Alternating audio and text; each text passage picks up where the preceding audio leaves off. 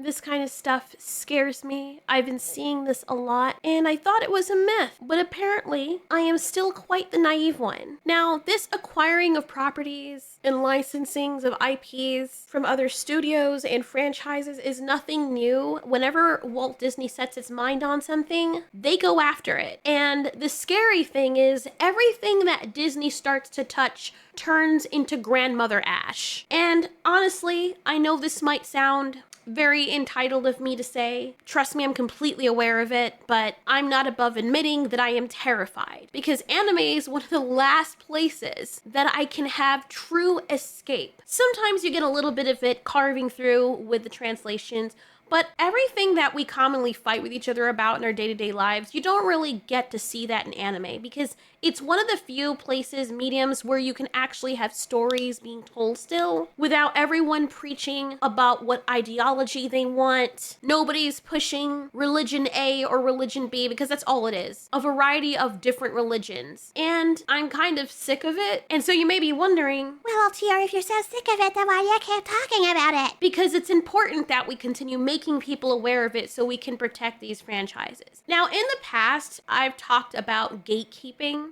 and I don't think it's right to gatekeep certain franchises from new fans coming in and enjoying it as is. If they are interpreting the art form in their own way and enjoying it as it is, that's completely fine. If they're making fan fictions of it transformatively, that's completely fine. However, I do think gatekeeping should be allowed for large corporations who have a track record of laying to waste everything that they touch and leaving a trail of charred bodies in their wake. I am very passionate about that. I am passionate about it, and I'm talking about it because I care about it. I've seen what's happened, and I've said this in other videos before. You have something that you enjoy, like gaming. For me, my escape was video gaming. Since I was little. Love video gaming. That was my escape into another world where I could make up stories in there alongside the stories that were being told, or just get lost in these characters. And lately it's like, okay, at the risk of sounding toxic, because I know some people are going to interpret it that way, now everything must be a certain way. Every single character I play, like, it's hard pressed now to find a video game that I like where you play as a main character who is a male, or you have the choice to choose, unless it's an MMO. I'm like, bro, can we get some, like, I know that there've been like boy characters, but there've been female lead characters for the longest while. In every single modern indie game or game that I'm playing now,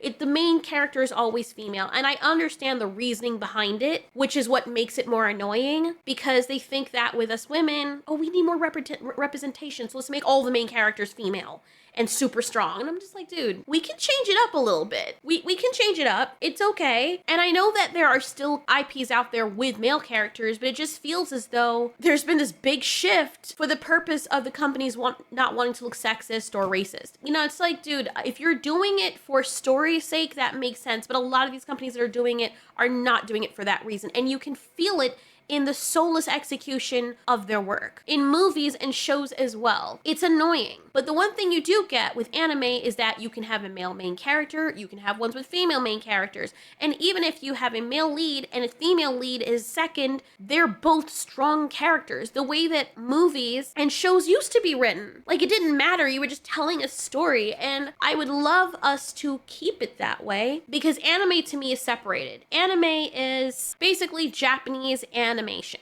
that's aimed towards everybody. There are countless stories to be told. You got shoujo anime, isekai, you've got every kind of anime you can think of. There's sci-fi anime. It's beautiful. I love the range that we get with that. And the thing is, because it is based in Japan, we don't have any of the superficial, trivial stupidity that's plaguing our entertainment in the West bothering Japan. Like, you have a tiny bit of it, a little tiny bit, but it's so minuscule it doesn't even matter. And now, with Disney being like, oh, look over there, over yonder, we haven't just eaten up everything possible that we can get our hands on in the freaking West because we're colonizers. Let's also go over to the freaking East and try to take their shit too, because that's exactly what's happening. I'm sorry my voice is raising in decibel. I tend to get very passionate about stuff like that, but I find it very rich that a big ass company like that that's talking about inclusion and, you know, respecting people of different backgrounds is trying so hard to change Eastern animation to suit their Western likes.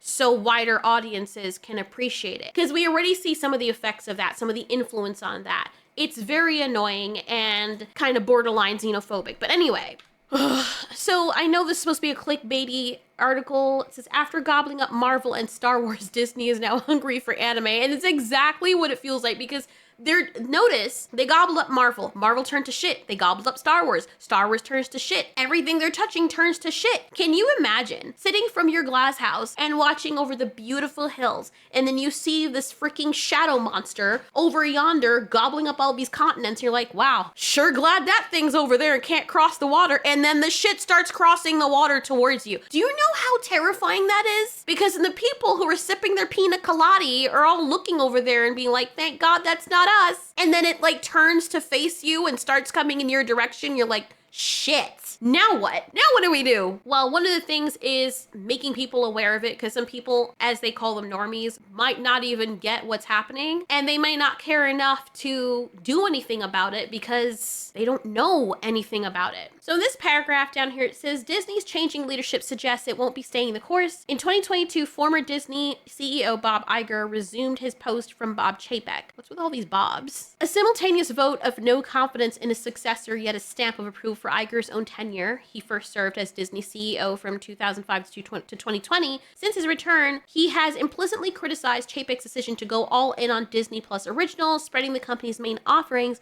Marvel and Pixar is especially too thin. Notice Pixar movies aren't doing that great either. Another shakeup happened in February 2024 when Sean Bailey stepped down as president of Walt Disney Studios Motion Picture Production. His successor, David Greenbaum, formerly of Searchlight Pictures, has hinted a restrained approach, with a creative ethos distilled to the question, does this movie need to exist? So they're saying that Bob Iger did not believe that there was Marvel or superhero fatigue, and they started importing a lot of anime.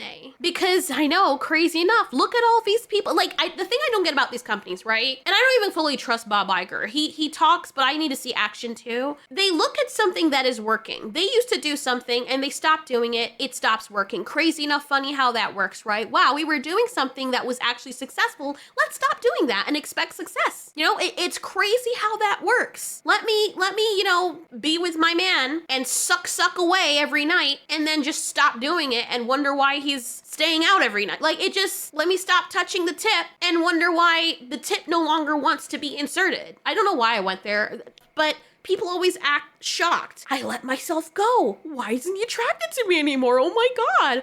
Why does she keep looking at the muscle dudes when I have a dad bod? Like, I can't imagine why it's like that. When the person invested in you, they invested in what you were currently, which was put together, taken care of. And now Disney is that dude with that big pot belly who sits down on his sofa every day watching freaking game shows, if there are even those things that exist anymore. And he's not putting any ounce of energy into bettering the relationship, ameliorating what is broken in his home. And then it's like, my wife doesn't love me anymore. Keeps going over to that guy's house. Freaking thought. I'm gonna go over there and shoot that guy. Or I'm gonna fuck him first. Like, I don't know. I can't draw up a good parallel. I don't even know why I'm trying. But that's kind of what it feels like in my head. You see where I'm kind of going with this. Maybe you don't. It doesn't matter. The point of the matter is we don't want these companies to ruin anime. And I do think that it's a bad move on their part, because clearly what they're doing isn't working. And instead of fixing what they have, they're seeing what customers are doing, which is leaving and going where they can find that entertainment. And instead of saying, well, let's try and make our stuff, like original stuff, to mirror what that is doing. Invincible's doing it, but anyway, let's try to mirror that. No, let's just eat that too. Let's take that and change it so it can be void and vapid, just like all the other stuff we have. We don't want our people leaving. How could they leave us? We're great. We'll just take that from them too. Why not? And they're gonna take all of anime because it's popular, and they're not even putting two and two together as to why that is. They're missing the whole point. They just see something making a lot of money, people flocking towards it, and all they think is money, money, money. And they don't even consider why anime is making so much money, why there's an uptick in animes, because people are sick and tired of Western supposed entertainment that ironically is not very entertaining as of late. So of course, all us anime fans, which everyone is becoming now, we're kind of cautious, and I fear that Japan is going to start dropping to their knees and lowering their jawbone to take in Disney's ever shrinking girth. Why do I do that? So this article is reading continues by going into the stats of anime and explaining why Disney is even heading in this route. They go on to explaining that it's not Disney's first rodeo, except that in those years, I believe Disney was much better than what it is now. It says the first sign Disney was going to be aggressive about anime titles came in 2022 when the company bought worldwide distribution rights to the long-awaited Bleach. Oh lord. 1,000-Year Blood War anime streaming, oh god. Disney reportedly outbid Crunchyroll, which was then streaming the... I'm sorry I stopped reading. It's just I felt this pit in my stomach just drop. You know when someone says they're about to tell you bad news? You feel this pit in your stomach. You don't want to eat. You lose your appetite. You're like, okay, well, I was going to eat my lunch, but now I'm too nervous. I just felt all the color drain out of my face. I know it doesn't seem like it's that serious, but to me it is. Oh my God. This must be what farmers feel when one cow is sick. And they're like, all right, we cut it off from the others. And then like 6 more drop dead. And you're like, shit, it's too late now. Whatever is going on, it's already inside them. So we're all dead now. That's it. Call the whole thing. And this is not the only thing they're gonna do. What Disney's like a plague. It gets a taste for blood and it doesn't stop. It just keeps going until it vampirically sucks the blood and life out of everything. Why can't it just, you have your own franchises, I get it. Make new franchises. Why is it acquiring all this stuff? You see, that's the problem. Disney is, oh my God. They're literally colonizers in the sense. Okay, maybe not literally, but like metaphorically. Because instead of making their own stuff, they're like, let's go over and just conquer a whole bunch of things and own them. That's what they're doing. It's so fitting. It is so fitting, especially with the history of Japan and America. That's why I find it's not funny, but it's like, really? Really, America? Like, so you may be wondering, what does any of this have to do with anything? Why is it such a big deal? You know, that Disney's not the one in charge of these things. The studios still are. Well, there's this article that has been floating all around Twitter, and I've seen so many people talking about it. I don't know how much of this is true. Take everything with a grain of salt, because so far, I've not seen many articles talking about this. Maybe for good reason. But it says Disney Plus Japan exec admits anime industry making a shift toward more acceptable expressions in order to appeal to wider audiences. Anytime I hear that, appeal to wider audiences, I automatically think, hey Japan, what, your culture offends us? So we're gonna America it up, you know? Cause you're too fucking Asian. That's all I'm hearing. And maybe that's just a bad interpretation on my part and internalizing that, but that's what I hear. We're better. We're more superior than you, Japan. So, let's show you some etiquette. Here's how you use a fork and knife, right? Your religion is shit. Christianity's where it's at. Yeah, your hair's too black and straight. So put some blonde highlights to be more acceptable and palatable to us Americans. Like, that's all I hear when I see shit like this. It's very tone deaf and anti-representative, or not representation, but it kind of feels very wrong. But anyway, let's see what the article says. Like I said, take this with a grain of salt. I was looking around for more information on this, and I can't find exactly where this guy said this, so I don't exactly know if this is in fact true. The only reason why I am leaning 60% into believing it is because Disney does have a track record of ruining everything it touches. It's like the opposite of Midas. Everything it touches turns to turd, and they just keep touching more. Everything, you know, like, people won't get so mad if I'm touching everything and turning to shit if all there is now is shit. So all they have to compare is giraffe shit, rhino shit, orangutan shit. It's all shit anyway, guys, so why are you upset? That's what I'm getting from this. It starts off by saying, in finally giving confirmation to the bitter truth that many fans of the medium already knew, Disney Plus Japan boss Takuto Yawata has admitted that the wider anime industry is actively attempting to change its core identity in an attempt to make the medium more appealing to global audiences, particularly those located in the Western world. Fucking A. I'm sorry. Oh my fucking God. Why can't we have nice things? Oh my God. Did you ever consider? I sound like the Sonic kid. I'm sorry. Your fantasies can't ever be quenched, can they? Did you ever consider that anime is already popular with Western audiences because of the way it is? Why would you need to change anything when it's already fucking appealing? I'm down. Let me calm down. Poor Ichigo.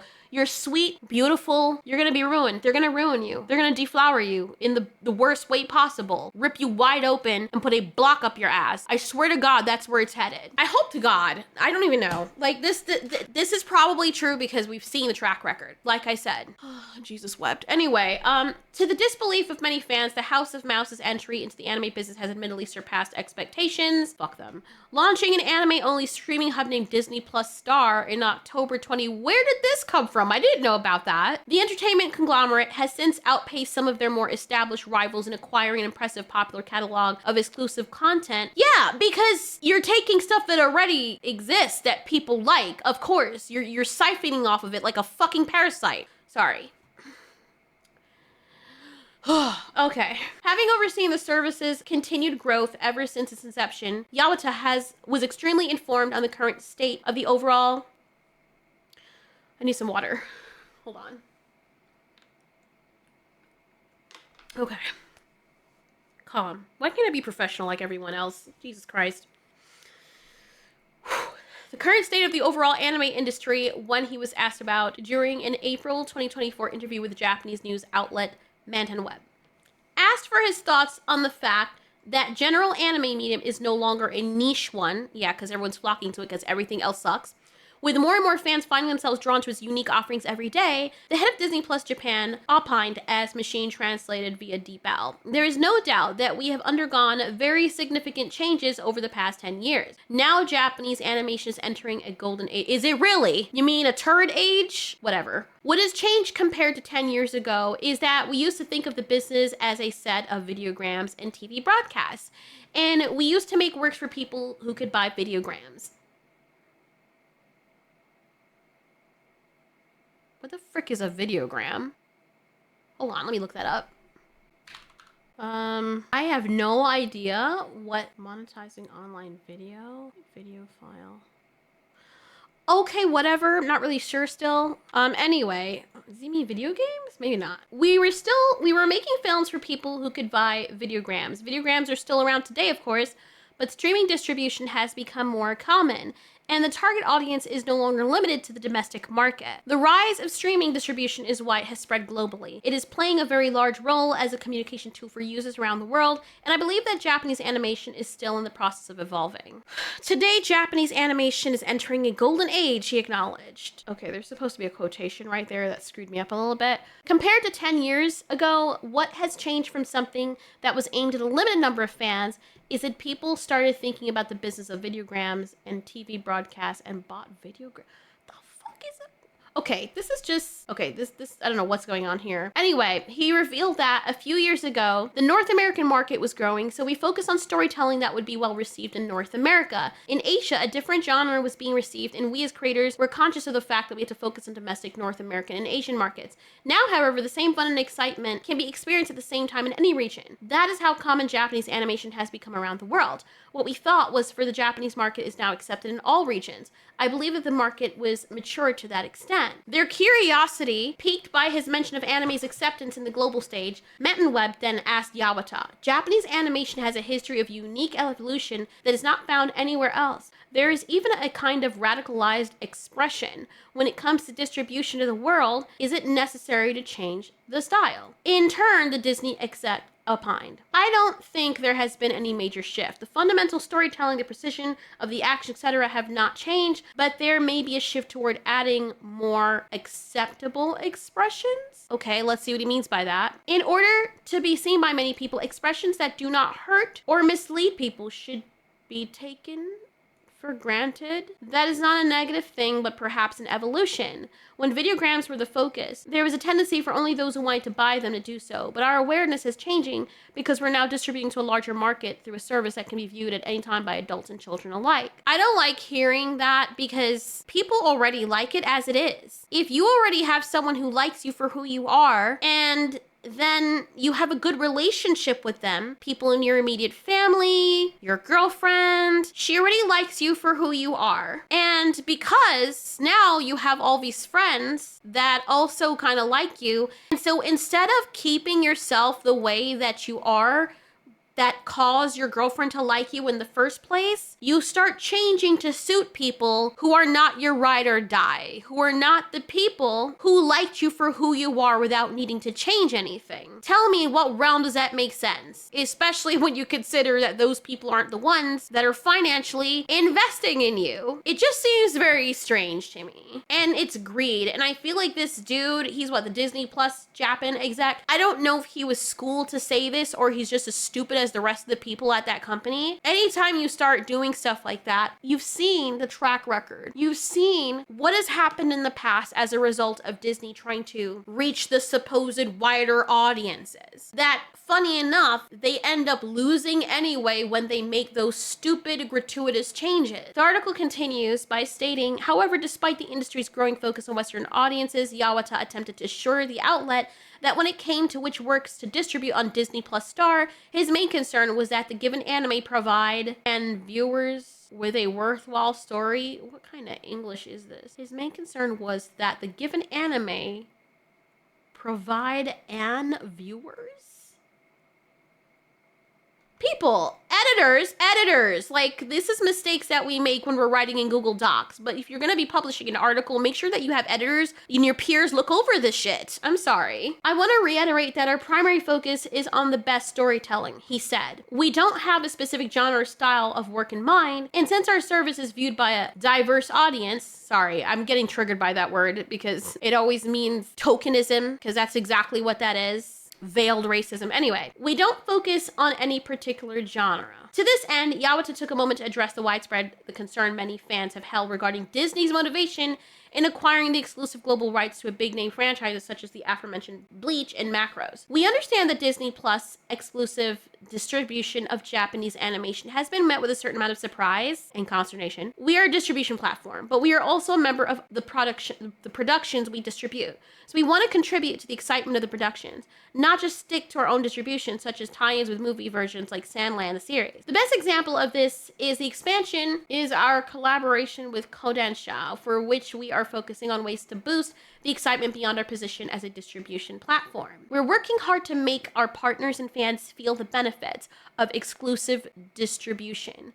As Disney Plus, we're trying to help bring the best of Japanese creativity and storytelling to the world. No, you're not. This is so cute. What in the hell is this? Looks like a Dragon Ball Z character. It's so cute. As the conversation drew to a close, Yawata shared his optimism toward the future of anime, telling his host, storytelling has evolved, and there's now a market that accepts anything that deviates from the high road. Yeah, but if you're trying to deviate from the high road, but also trying to conform everything to the mainstream, you are going to lose the audience that you think you're trying to cater towards. You are trying so hard to please everyone. Like, sometimes, okay, here's something that's a foreign concept to a lot of people. There are certain things that are successful because of what they are, because they're niche. If you start to change those things up to suit everybody, they're no longer niche, and you're going to lose the soul of that franchise or whatever it is that you're doing. Like, for example, let's say, like, some girls, we know, right? They use hairspray or hair gel or hair products, right? Some guys know this too, but with us girls, especially that have curlier hair, you'll use products specifically for that, right? If you don't have super greasy hair, you might use products that give your hair a little bit more sheen or that don't strip all the shit from your hair, because people that have very greasy hair or they produce a lot of sebum, they don't have to use those products because there's already an overabundance of them producing that. But for people who don't, you know, when you use sulfates or certain products that strip that, you don't have an overproduction of it, so you need something to put it back. Or you need certain things to, certain shampoos or conditioners that maintain the moisture in your hair and not strip all of it away. That being said, those specific products are aimed for people with specific hair types. Somebody with very greasy and straight hair, and I don't say greasy like, you know what I mean, like someone who is prone to oily hair, they may not need those products. A moisturizing shampoo might annoy them because they don't need it. But for other people who have drier hair or curlier hair, you might need it. If you decide to make that product appeal to absolutely everyone, the product is going to be trash. Hey, this is a product that everyone can use. People with greasy hair and people with drier hair, people with heat damage, people with whatever. That doesn't make any sense. You wouldn't make any money. Certain products or properties are popular because they are niche. And if you take something like anime that is loved globally, initially because of its nicheness, and you take it and then you spread it eagle, everyone's gonna be like, wow, anime is a thought now. I don't want that. The mystery of what made me like it and the fact that it was so tight, what? Okay, look, we'll see. But I have a very bad feeling that this is they're going to end up ruining the IPs. And if Japan doesn't stand on its 600 feet, they're going to go the way of mainstream USA. Not saying that there's not mediums in the USA that are popular. There are a lot of stuff in the USA that are popular too, but most mainstream works and stuff that's coming out now, unless it's some kind of creature feature or monster movie, they're not doing so hot. I'm not just talking out of my ass. Look at the performance of movies in theaters as of late, and you tell me. And don't look on Rotten Tomatoes because they freaking lie. Look at Metacritic. Disney's probably gonna buy that up too. They're like, oh, they're too honest. Let's get them. That's what these companies do. These monopolies go after things that are honest and have integrity, and then they're like, wow, what a wonderful Christian wholesome girl. Oh, look at how demure she is. She's so sweet. Let me make her a fucking thought. And that's what they do with all of these IPs. I swear. And it's so annoying. Like, we can't have things nice, and then people get mad and call us nerds, which I don't know why that would be an insult now, but we're somehow toxic, a toxic fandom. If we're like, hey, can you leave things alone? It was fine the way you left it. People are flocking to it because of how it is. They love it for what it is, the way it is. Is it too much to ask to just leave it? Is it too much to expect Disney, which was primarily and initially at its origin an animation studio, to make original works that are good and original animations? Hello, you've seen Invincible, you've seen anime, you can do it. Or do you not want to because you're too lazy and you'd rather benefit off the backs of other people's hard works while conforming them to fit your culture? Kind of sounds like America's history, but me, I'm stupid. I don't know what I'm talking about. I'm so done. Like, I'm so done with this whole shit. It's so annoying. And people on Twitter are like, well, it's a good thing we have 60 years or 50 years of anime catalog. Yeah, when that runs out, then what? I actually find myself going back to like older anime because there's just so much there. And I hope the Japanese people will stop sucking USA cock and stand up for their culture. I'm not saying absolutely everything about Japanese culture is right. There is some stuff that's like, okay, yeah. But what I do appreciate about Japanese animation and Japanese works and Asian works is that they have the freedom to tell stories they want to tell. And if people buy it, they buy it. And if they're like, no, that's gross, we don't want to buy it, they don't buy it. It is really as simple as that.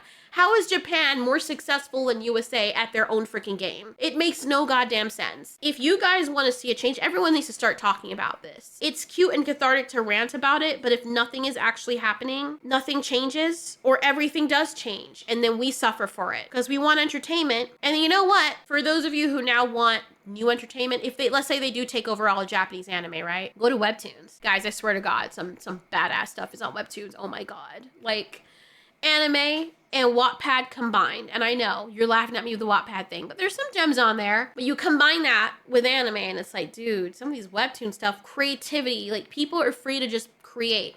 And you can't have total freedom because there's stuff that's like super offensive. I remember there was a anime-ish Webtoon that got banned, or a part of it got banned, because within the character they said a slur, but the person was a bad guy, so it made sense. And it's like, and then everyone beat him up or something happened to that guy.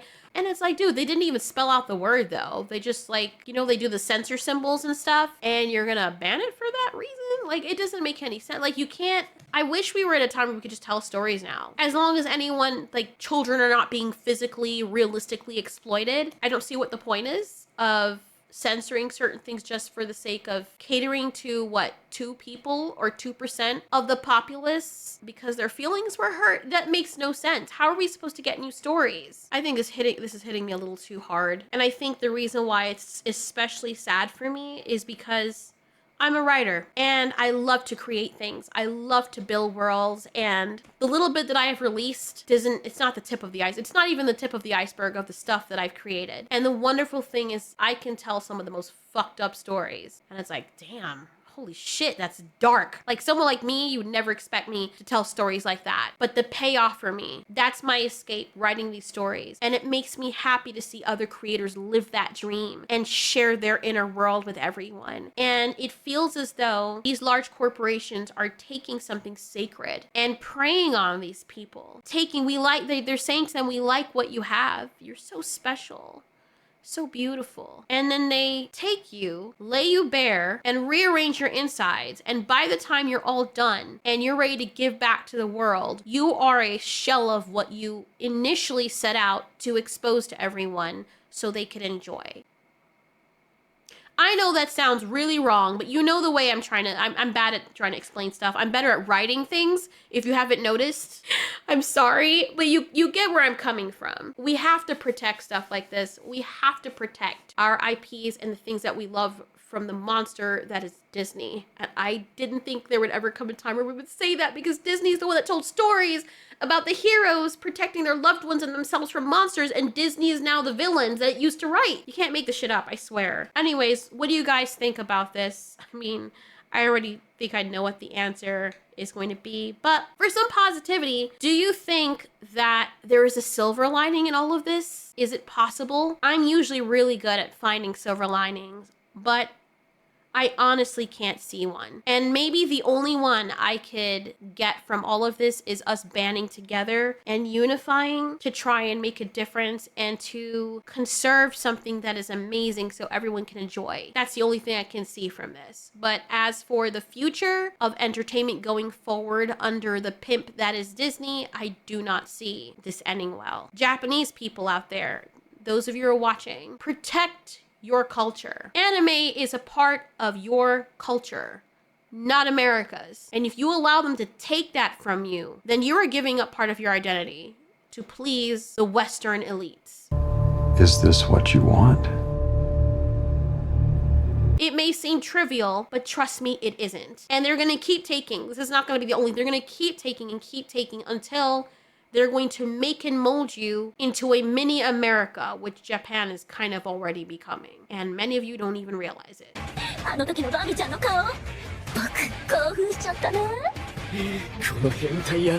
Now first let me say in response, it's not abnormal for manga to be edited when adapted to anime, but that only happens when you're talking about anime that's targeted for children or the violence is too gratuitous to air on television. But neither is the case. Bleach is a very adult show that airs at night on Japan, so it's not for little kids. And the scenes in question are all dialogue. There's no gratuitous violence taking place. So it's pretty obvious these edits were made to appease the woke crowd, people who don't watch anime in the first place. And I believe that all has to do with Disney. Remember when I said earlier about how they outbid Crunchyroll for the rights to Bleach so they could air it on Hulu? And that's my conjecture. Viz Media did this to appease the higher ups at Disney. They know they don't like this type of language on their platform because Disney, as we know, pushes the agenda. These people work within their company. They love to appease the woke mafia. And the entire thing is frustrating to me because anime is all we have left. And when I say me, I'm talking about men, because sports, video games, action movies, all of that stuff has been taken away from us. And that's largely because of Japan. They've made it clear on numerous occasions they will not conform. They will not allow America to influence and censor what they do. However, in order for their media to be distributed in America, it has to be localized by American companies. It's got to be translated. And it's companies like Viz Media that are altering these episodes for a woke American audience. I live inside my own world of make-believe. Kids screaming in their cradles, profanities. Some days I feel